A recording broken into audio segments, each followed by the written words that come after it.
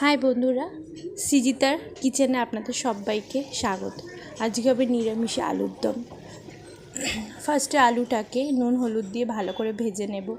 একটা মশলা রেডি করতে হবে, আদা লঙ্কা পেস্ট করে নিয়েছি। এর মধ্যে পরিমাণ মতন হলুদ গুঁড়ো, স্বাদ মতন নুন, পরিমাণ মতন ধনে গুঁড়ো,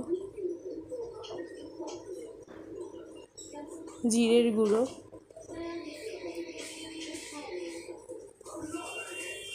স্বাদ মতন চিনি,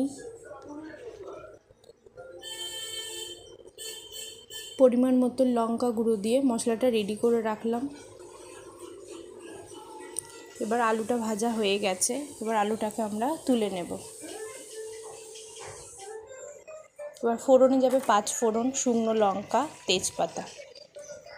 মশলাটা যেটা রেডি করা ছিল সেটা দিয়ে দিলাম, দিয়ে ভালো করে কষিয়ে নিতে হবে। মোটামুটি কষে গেলে আমরা একটা টমেটো দিয়ে ভালো করে কষাবো। একটু জল দিয়ে টমেটোটাকে সিদ্ধ করে নেব। মশলা ভালো করে কষে গেলে আমরা জল দিয়ে আলুগুলোকে সব দিয়ে দেব।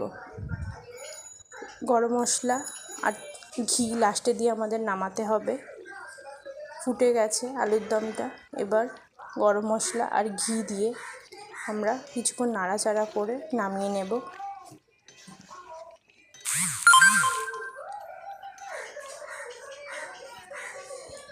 হয়ে গেল আজকে আমাদের নিরামিষে আলুর দম। ভালো লাগলে অতি অবশ্যই সাবস্ক্রাইব করবেন।